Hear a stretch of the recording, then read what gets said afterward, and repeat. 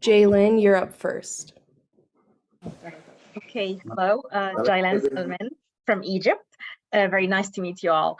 What I would like to ask you is, there is this gritty, dirty feel to the movie. There is blood, there is dirt, there is everything about it is just so there, so present.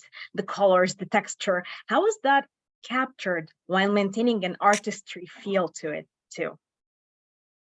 This is directed to Senthil, obviously you. okay. Whoever wants to just answer me, please. Yeah. Actually, like when we started off the film, actually this film is everyone knows a story about two revolutionary leaders of our country. So but it is a fictionalized story. So at the same time, we wanted to give the feeling of it is happening at the time of authenticity. We were trying to get the authenticity as much as possible. So whatever, we all as a team planned to get our director's vision to life, we tried it in our sense. So it is a very collaborative effort, and which probably you are feeling, or everyone in the audience is feeling about it.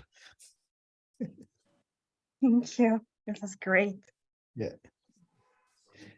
And right from the time, the kind of pre-production work we did, we in the initial stages itself, we fixed the kind of colors we wanted to use, and we were actually the whole team was working in tandem with what the director's vision was. So we were right from the with every set or every sequence which we are shooting, we had enough pre-production, and then everyone's ideas and inputs were taken into consideration before making a set or before going to any shoot or anything like that. We did lots of pre-production work in terms of collecting references, in terms of taking everyone's opinion, in terms of what kind of a look we were going for, what were the colors going to be like, are we going to be loud, are we going to be subtle, so all these kind of things were taken into consideration. But final look and feel of the film, I got through grading actually, because there's lots of VFX the film was supposed to go through a lot of VFX pipeline. So I kept it clean rather than at the time of shooting fixing certain color or certain palette. So I kept it clean. So we were shooting it clean to give for everyone else to work on it. And then when it comes back to grading, I thought, look, this is the color the film has to look it. So majorly we're looking for authenticity of each scene, whatever the director wanted to. Hope that answers. Thank you. It answers perfectly. Thank you. Hi, I'm John Bizza from FilmSpeak. I just want to say on behalf of FilmSpeak, my entire publication loves RRR. We're all tremendous fans of the film. That being said, my question is for Kumar. Is one of my favorite moments of RRR and your previous Rajamouli works is the sense of scope and scale for those movies as tremendously crafted wide shots to display the action. And I think my favorite is in the Bahubali Part 1, where you see our titular character kind of scale a great big mountain, and there's a sense of openness and freedom. Did Rajamouli provide any direction on the scope when behind the camera for RRR? See, finally, it is a director's vision which we are all coming together to fulfill. Director had a vision of how this film wants to be. This film started off by the director. When I was doing Bahubali, director told me this is going to be a visual film. So, but when it comes to RRR, director told me it is going to be an intense drama between the two characters. So that was pretty challenging when director told me that. So as a team, we all pushed for it. Yeah, it is for director gives us a very what I can say specific, or for example, he had a broad vision of what the film should look like. So we all sit together and decide on what kind of a film, the scale which we are looking for. So I've been working with the director for the last 20 years almost. So now it is, the discussion is not about how we are going to shoot. It is more about, what we want to, how we want to show this film. With every film, he provides lots of challenges. He's not we did one film in a certain way, so the next film is not nothing close to it. So he expects something more from everyone from the team. So he pushes us. So we use technology as a what I can say usable thing. Like we use the latest technology in providing whatever we want to tell in the visuals. Hope that answers. Yes, thank you. My question is for Mr. Keeravani. Naatu has become like an international hit, and while you've received like dozens of awards for your work, you're now being shortlisted for, you know, best song for the Oscars. What's it been like to watch the global explosion of the music for RRR? Hi, Nick. Thank you very much. And like everyone, I have been pushed to the higher limit every time I work with the director. And this time there is a challenging song sequence, which we briefly called, we are calling Naatu. The character, intimidating character says, "Do you know Naatu?" Then the song begins. And I did not expect that single Naatu grows and grows and grows to a global level and becomes Naatu, Naatu, Naatu, Naatu, Naatu, Naatu, Naatu. So these many Naatus, neither I expected nor the characters from the movie. So I'm very happy that this kind of acclaim and recognition the song bagged, and I'm expecting more and more. Like you said, I'm very hopeful and I'm optimistic here. But when you asked me to explain about the kind of work we did for Naatu, the Naatu song is, it belongs to a genre called Teenmar. We call it Teenmar in Hyderabad. It's also, it can be put as 6/8 beat. And normally, 6/8 beat songs, we happen to listen very rare from the West. It's a very African or Indian kind of percussion rhythm genre.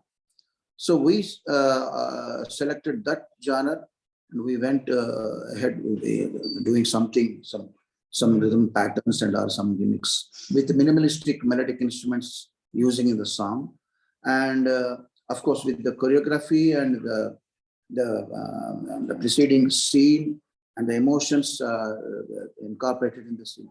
So the song was highlighted, and it came into animation in a bigger way, a much bigger way than we expected.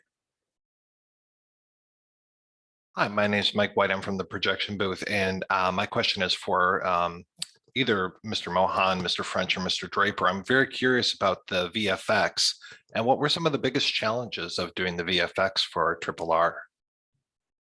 Yeah, main thing is that it's basically that director likes to extend the emotions, like keeps the emotion longer time. So that is his style of writing. So doing work for the highest slow motion, and again, it's a stylish kind of a thing. Like he keeps the characters' emotion maximum before going into the action. So from there, it's like he uses that character's emotion and makes the character do much more superhuman kind of things. So to keep doing that kind of a stylish and hyper-realistic things, and to it's in a day bright, and director always likes to show that very detailed one. It's not like a covering of like with small cuts. So basically overall photorealistic and stylish kind of a action sequences. Doing the visual effects is one of the toughest part in this film. Pete? Hi, Jenny Carmode from i4Film. I wanted to ask about the costumes in the film, particularly the costumes for the English characters, because you have obviously the dance sequences, which they join in as well. And those kinds of clothes were not traditionally designed with that kind of dancing in mind. So I wondered how you worked around that. Yeah, because that was not supposed, as per the scene, it is not supposed to be a dance. It starts off as a party. So the costumes were designed for a party, not for a dance. But then unexpectedly, it turns into a dance sequence. So they're supposed to be designed for a party and not for a dance. But somehow the artists all managed very well dancing in those costumes.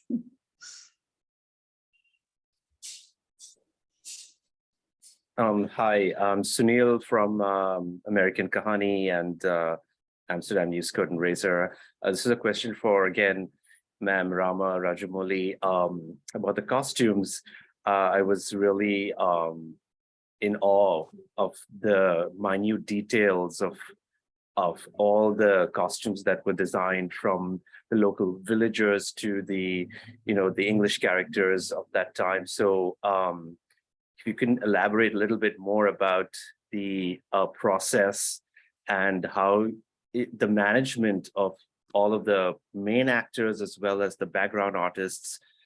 So what was that undertaking like?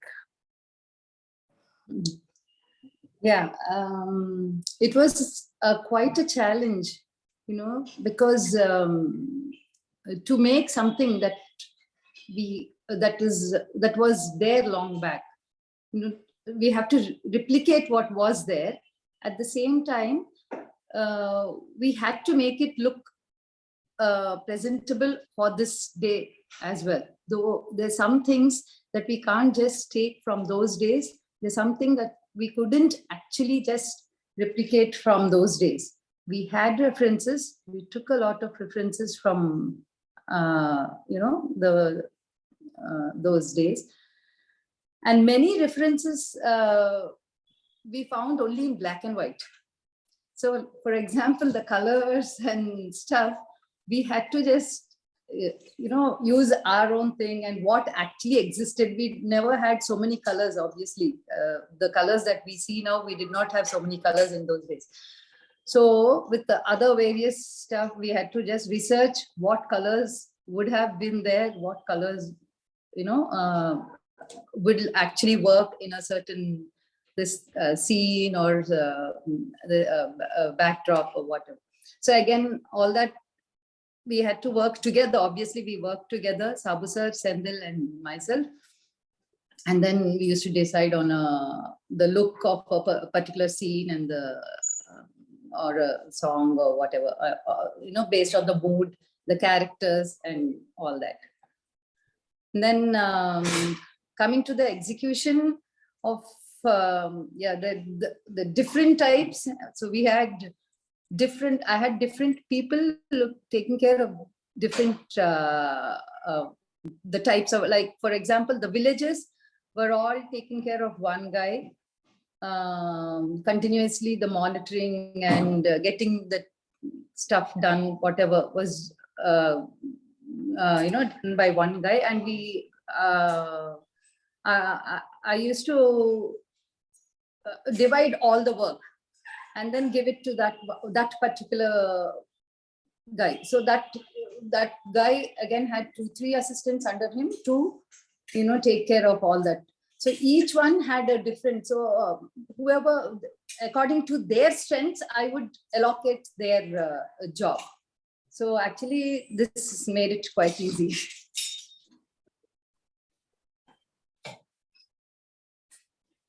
Hi, can you hear me? Oh. Yeah, okay. So my name is Max. I'm from Awards Radar. My question is to the cinematographer. I'm wondering what are some of the biggest challenges that arose in shooting the fire sequence at the beginning of the film? Fire sequence, can you be specific? Because fire is there in so many sequences. Yeah, the beginning of the film where Ram Charan attacks the mosque. Ram Charan introduction sequence or the bridge sequence? Yeah, the introduction sequence.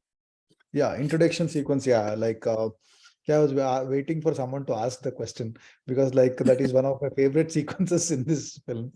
That one sequence was something which really stands out for me as a cinematographer, because it was actually, like, it was designed in such a way that the camera actually, like, we wanted to make the audience feel as if they are in between the action, the claustrophobic feel, which we wanted to get at the same time, like how would a single person get into the crowd and reach to his target, was something which we did lots of stunt whiz for it before that. So that stunt whiz, we had 2-3 guys doing the stunt whiz for us. Then we took the stunt whiz, we edited, and based on that, we executed the sequence. So it itself was like a story in itself, like right from the time like a guy is thrown a challenge, then how he goes into it and all. So for this, to get it, like I used lots of handheld sequences and like wherever was possible, and we tried to do as much in camera as possible in terms of the crowd also. Like the VFX was used only in the background layers for that sequence particularly.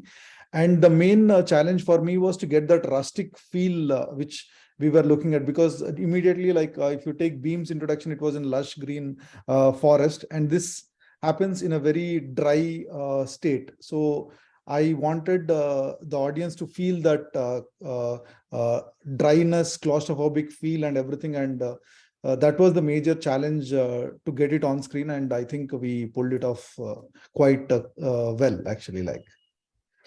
And I'm happy that we shot it before Corona came to India, because after Corona, it was impossible to shoot that kind of a sequence. I just like to add one additional thing, which was lots of people actually kind of tried and thought that the eye shot was actually visual effects. Okay.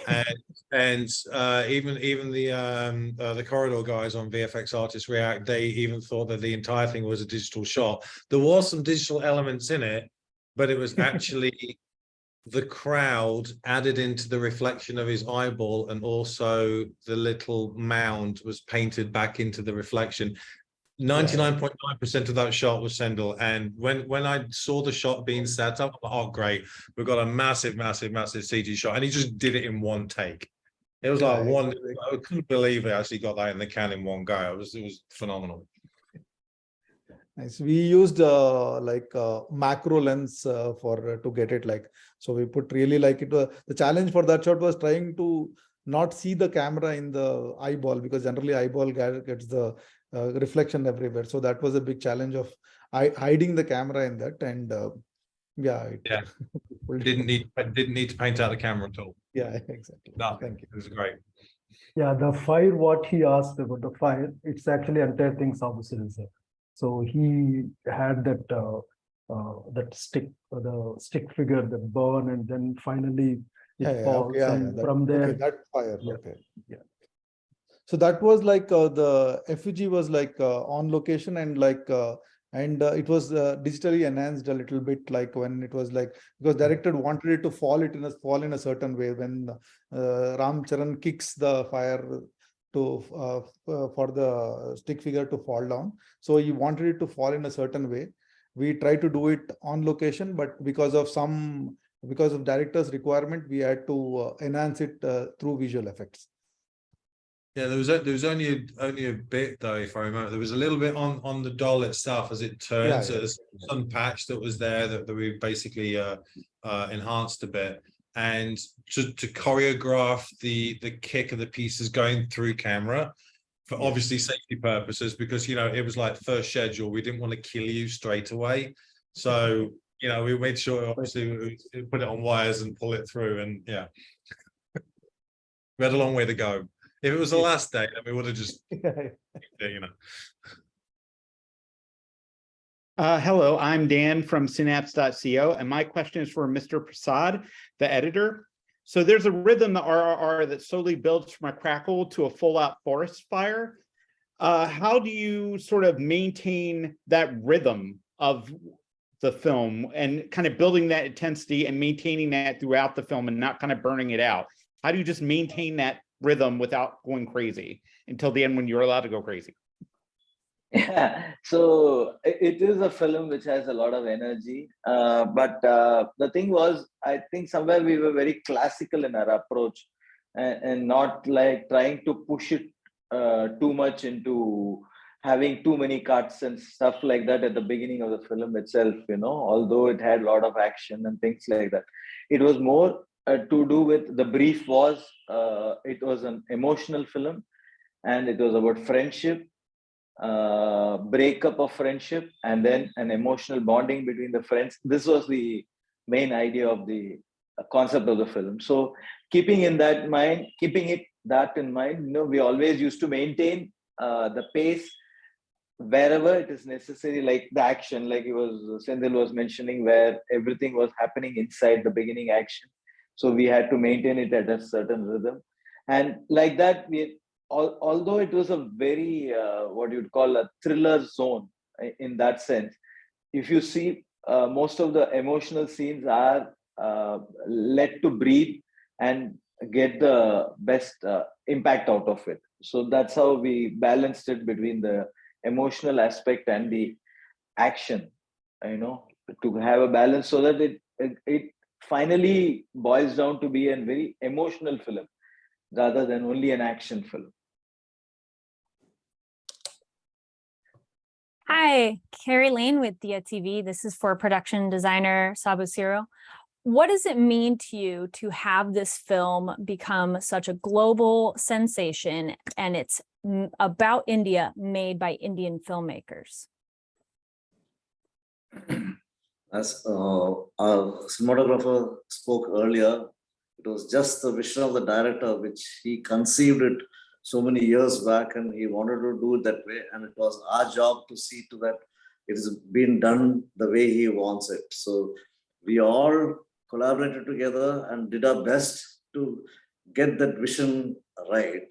So I think the total credit goes to him. We put in hard work, no doubt, and we did our best from all sides to get it.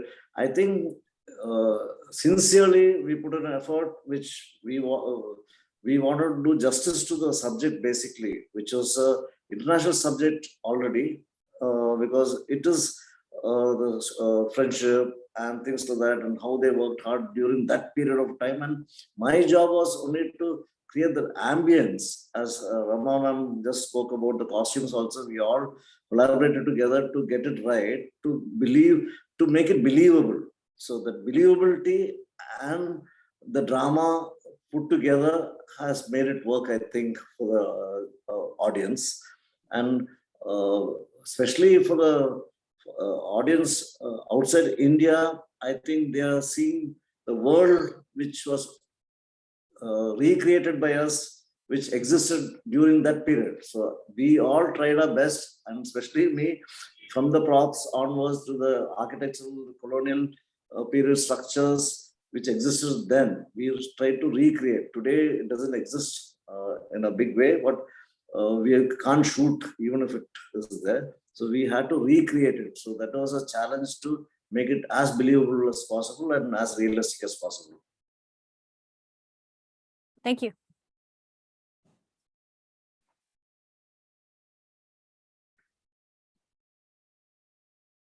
Mabel, are you there with us?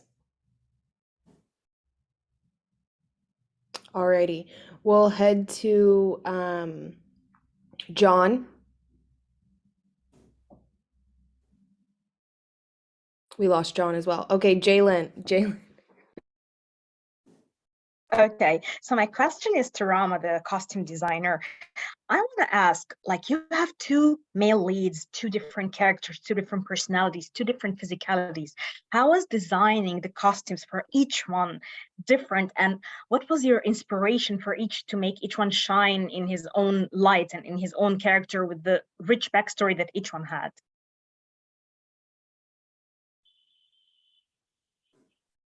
Mike, you're on mute, man. Sorry. Yeah, both the characters, the character itself, they're both different. So you have to make them look different, and then the inspiration to make them shine is themselves, the actors. So, and yeah, And these are like you already know they are real life characters. So we know we have small references of what they were, like what they wore, what they their interests and what this thing was. So we couldn't deviate much from what it was, but then because it was all a fictional story that happened, so we just took the costumes that were existing in those days, the styles that were existing in those days, and just made it suitable to these two bodies. Thank you so much. Hello, my next question is for the re-recording mixers, and I'm curious as to, given the sheer scope of this film and the number of musical numbers and action sequences and things like that, how do you re-record and work on this to make it all sound of one, as if it were done on set, just given the sheer number of locales in which this movie takes place? Hi. So, hello. Yeah, we are able to hear. Yeah. Hi. Yeah. So, we the sound mix comes at a later part of the film, like filmmaking process. So after all these people have given their best to visually create and assemble everything together, we come at a very later stage, and we have a film. We have to make the film believable, and we have to maintain the pace. We have to give the visuals life, and the film. Firstly, the film was very challenging because, as the film flows, it was a very difficult task to maintain the pace, with to keep up with the sound. It was a very challenging job, but because we had the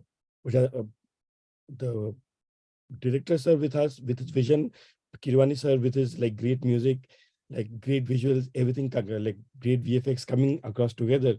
We somehow and we took a lot of time in getting there. We took almost 6 months getting it right, but we figured it out every day. Every day was a challenge. If I think of it now, every day was sheer challenge for us. But we made it work. I think we made it work, and everybody loved what we could eventually deliver out of sheer what did you say?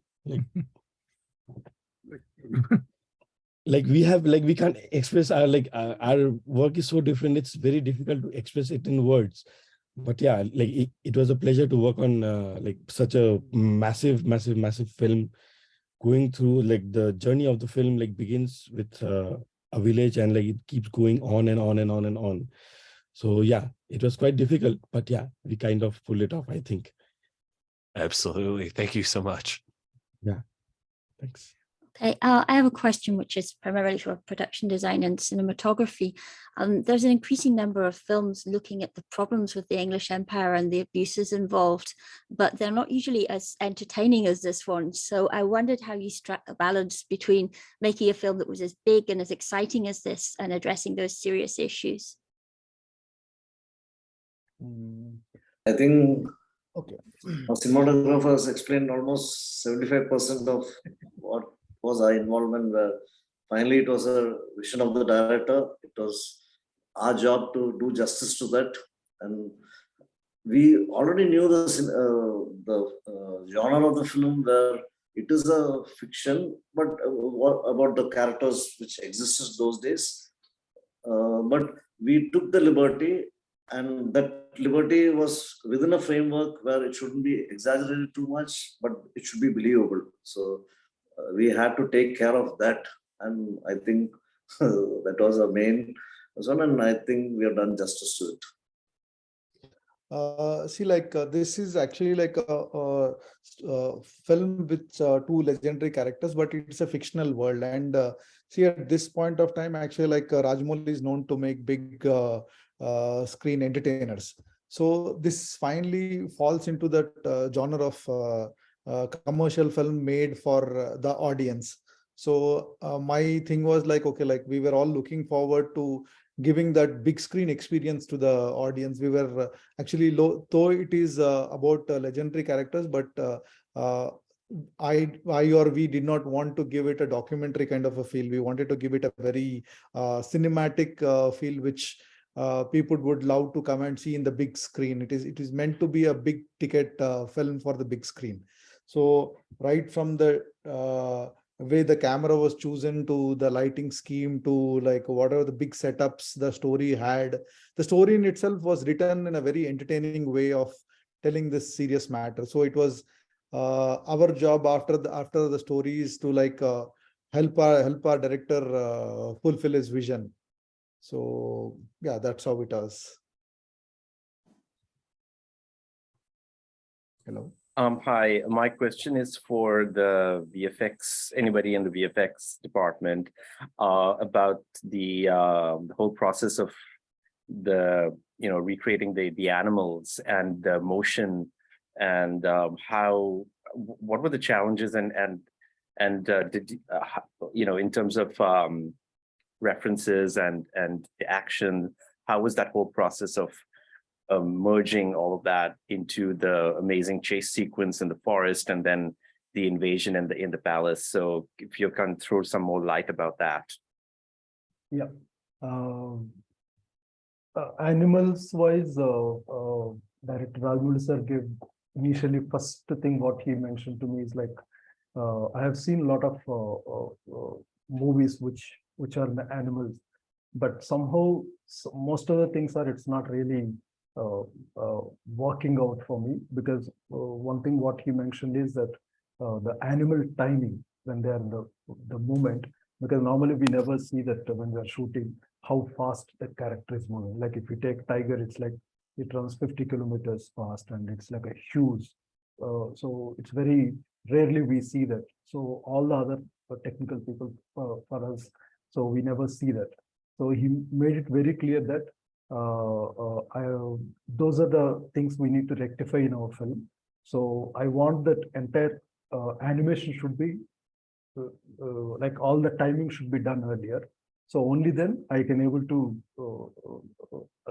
ask other artists to react based on that, and even DOP can actually catch that the thing. So what we did is we did the extensive previs after we finished the basic story and all the action design part. So to the previs is it's almost like a final animation kind of thing. So that pre-production before shooting, so that those previs, what we did is when we are shooting, so we had a one more difficulty to we had a previs ready, the animation, how speed it is, everything is ready, but to communicate to the artist. So for that, the director has given one more idea, can we do something, some kind of a light which can travel where the animal is in the path. So then everybody knows how fast it is moving. So all the other artists can react. So then we designed that Sabu side, and then all of us, we brought one programmer from the college, and we taken all the animal data, head data, and we plotted there, and so that helped a lot on location to just get all the timings right. So that is almost 80% of job done, because all the artists reacts perfectly based on the timing. So for me, it's nowadays tools become creating the fur, creating the muscle system, and those tools it's become much comfortable. So, but main thing what in this film, that what you see, that realistic thing is that this is one of the major input what we have given, what we received from the director and other department. So that is made very perfect for us to produce the high quality work. Yeah, and then again, apart from this LED system, so we use some radio control parts with the like a small face on top of that, like a so that we brought some professional like a radio control parts operators, and they operate that, and then we have some people with a blue suit which they are using.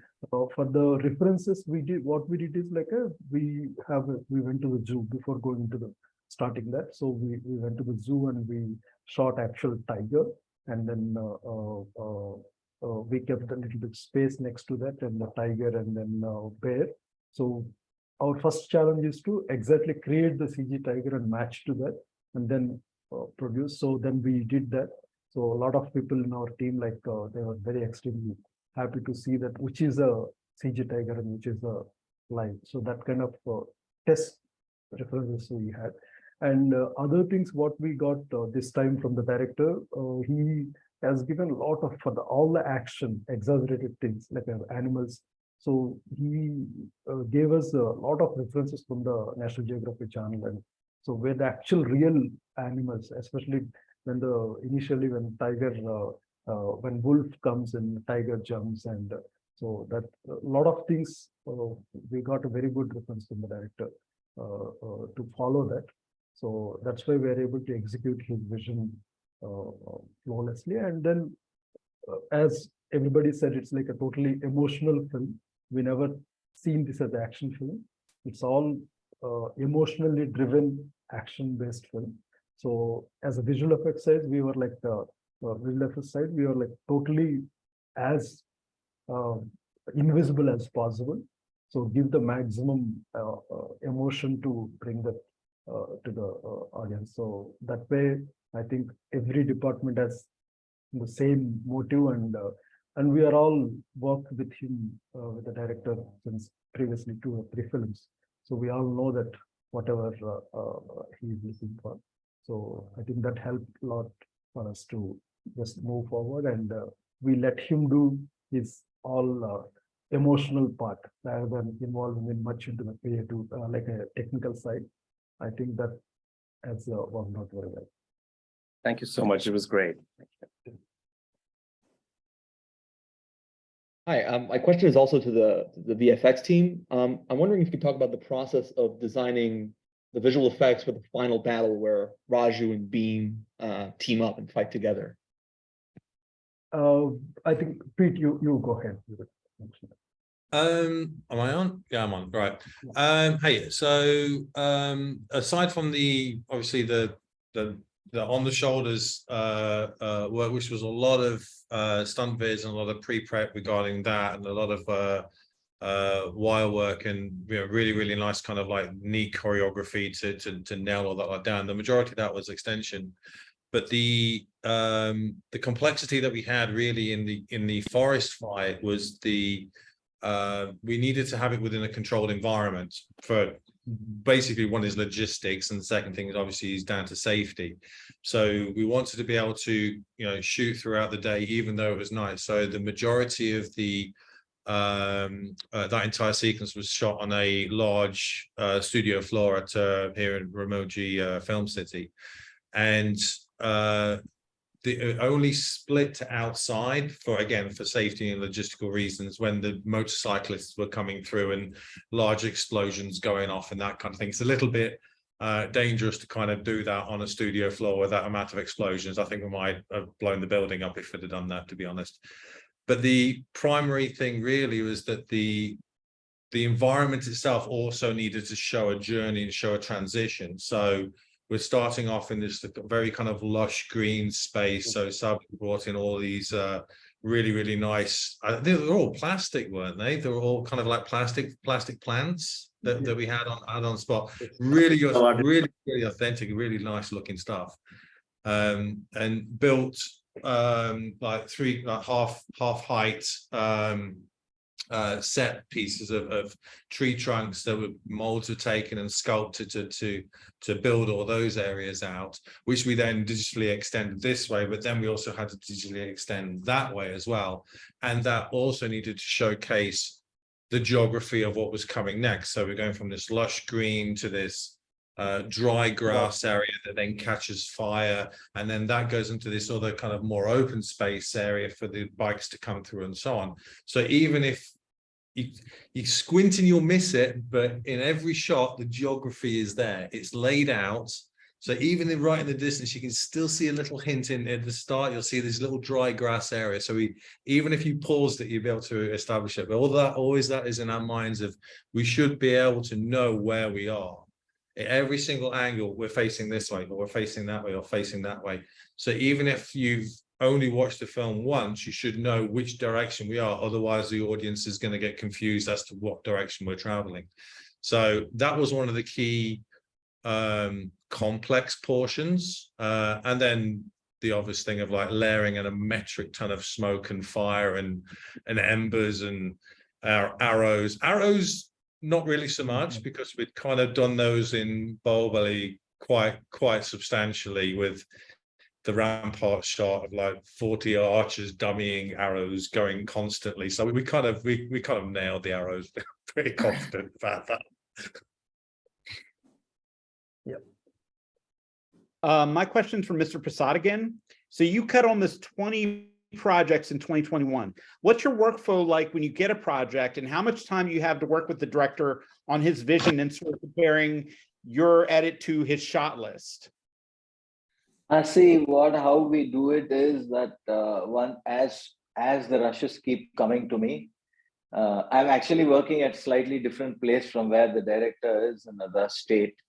So I keep editing, and then once the schedule is completed, then I go and meet the director, and then we sort of brainstorm and get the scenes edit done as and when a particular big sequence is completed, because we need to do that because there's a lot of VFX required, and it has to go immediately.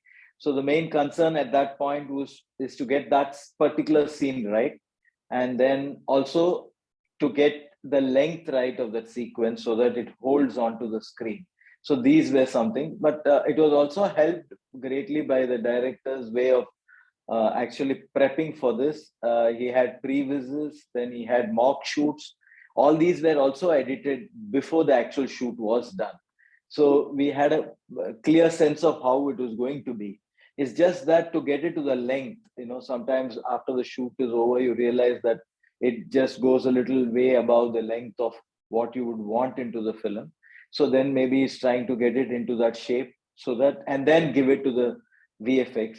I mean, because it also involves a lot of money to do VFX any which way. So that is where the initial part of the work is done, like sequence wise as shoot goes on. But at some point in the film, when the midway of the shoot happens, or most of the first part of we have a situation where we have a first part and we have a second part. I mean, first half and a second half for our films. So once somewhere we come to a conclusion that most of the first half has been shot, we put it together. At the next level of editing happens, which is like to see how the story flows, and are we missing anything? Do we need to plug in some things at that point? And also, if the characters are behaving consistently, we sometimes end up with some problems where we are thinking that they are, but they may not be. So we need to plug in something like a few close-ups here and there, things like that, and get it into shape, and also obviously get it into a very realistic length which engages the audience. So this is how the whole process used to happen with the director, and it was pretty organized, I must say. Thank you. Hello, this is for the visual effects team and then cinematographer. The entire film is a grand visual spectacle. It is, everything is, wow, whatever adjective you want to put in there. Which was your favorite final scene or moment in the film? For me, that animal havoc where all the animals jumping out of the truck. So that is like one of the toughest part to get the things, because it has a lot of technique. Of course, we had a big support, that emotional support from the screenplay and character designing, and it's like Beam is like highly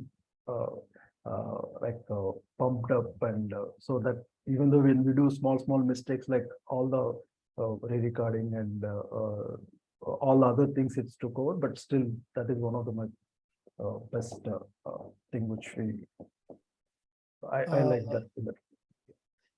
For me, it is like a little difficult because each scene had its own challenges. As you was telling that interval sequence we had to shoot for 70 odd nights, and Ram's introduction or the blast sequence where the train blast happened. So each sequence had its own challenges.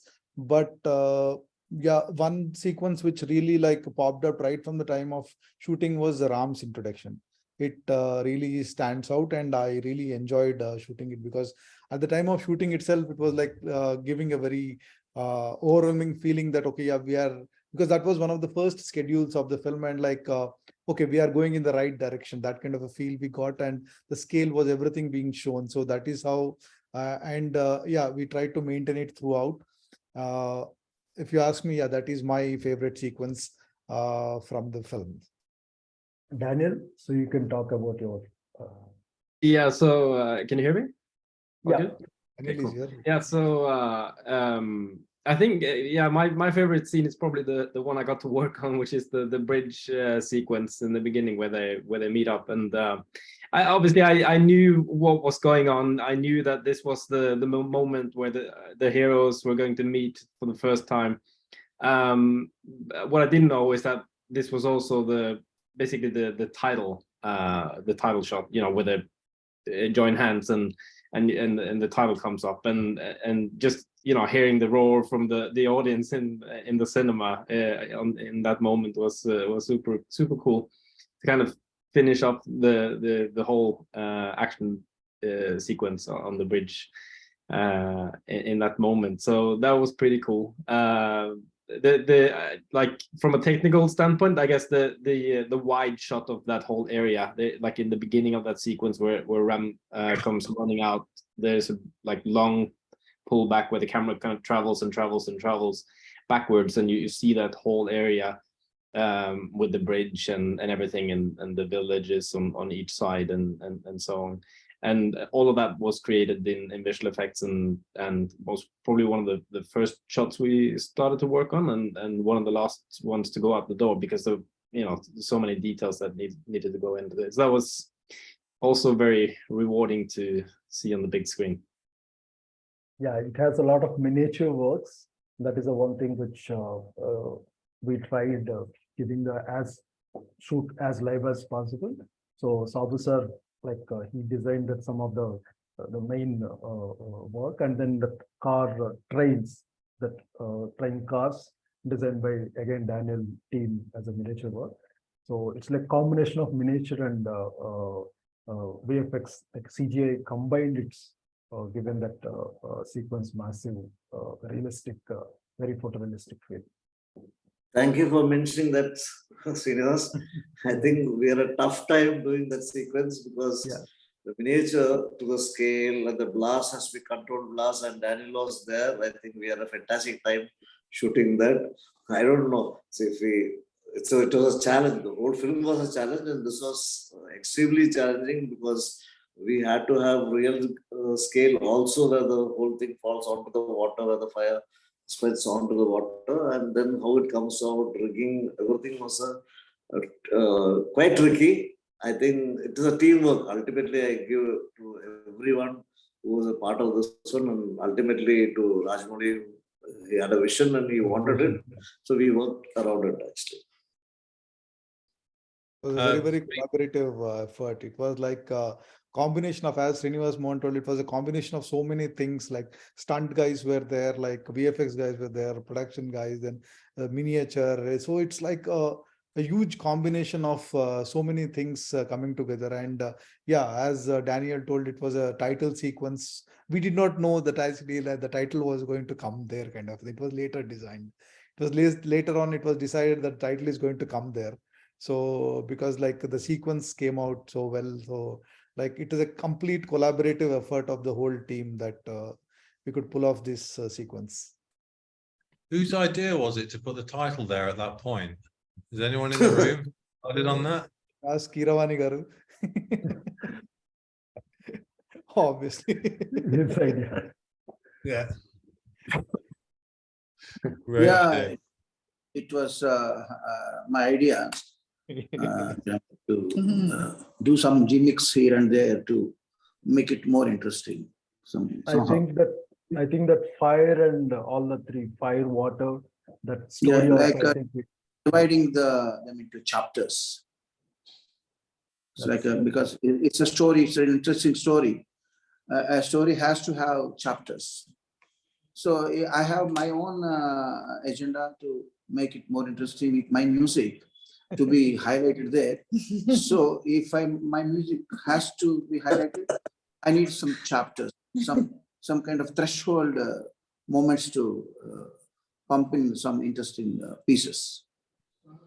it worked out so good. It's like It's actually, it was a selfish agenda which worked out. Yeah, I was about to say, it's completely selfish idea.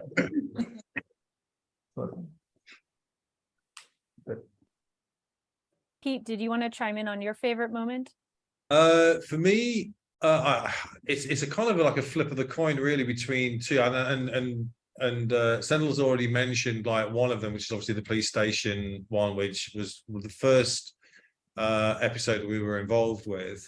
So I'm going to go, because he's already put that in the mix. I'm going to go with the latter part of the hand-to-hand fight in the intermission phase, and the reason for that was twofold. One is basically because this was actually shot post-COVID, just after kind of lockdown. So even though the entire Animal Havoc episode was done pre-COVID with a larger set and larger space and more people, that continued on, and we then shot the entire thing in a very kind of limited space with a lot more extension work. So for that extension work that wasn't necessarily needed in the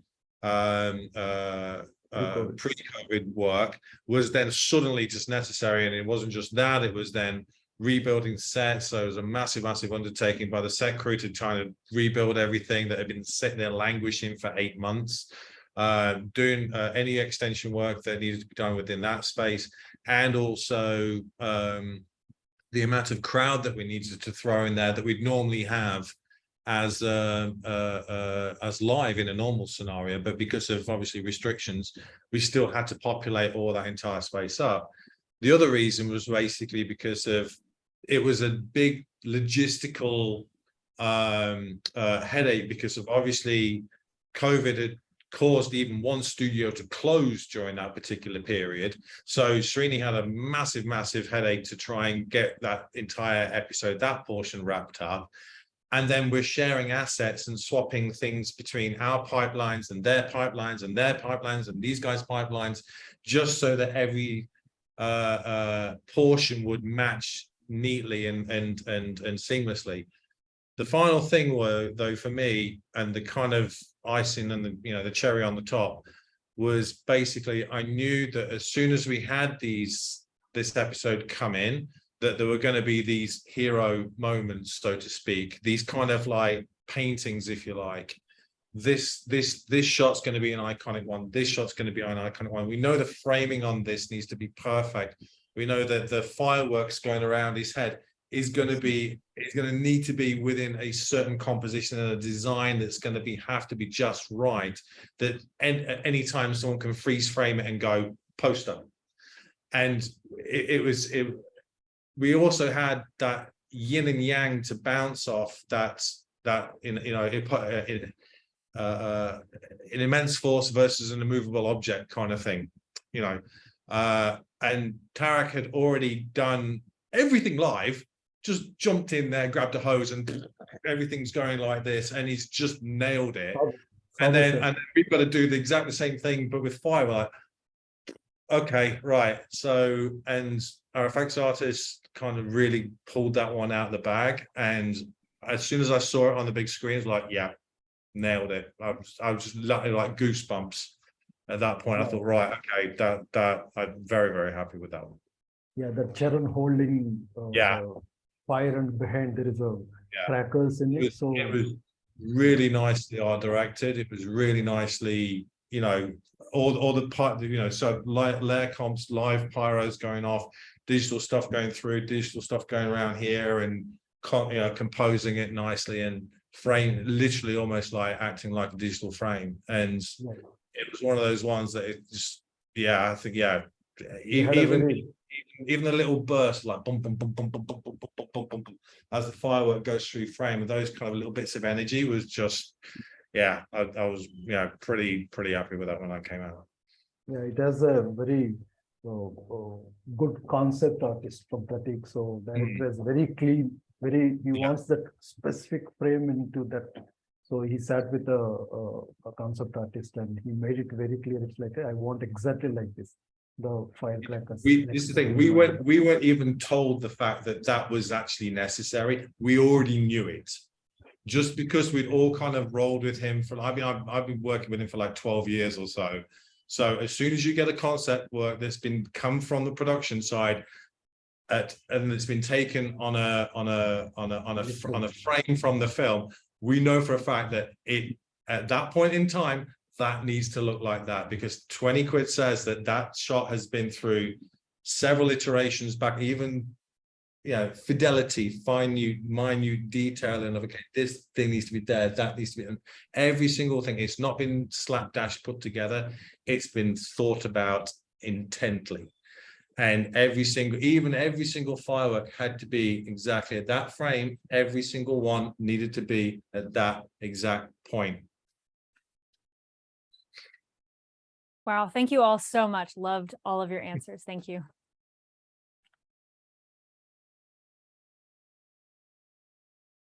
Yeah, Sabu sir, I think you need to specify one thing about that water hose pipe.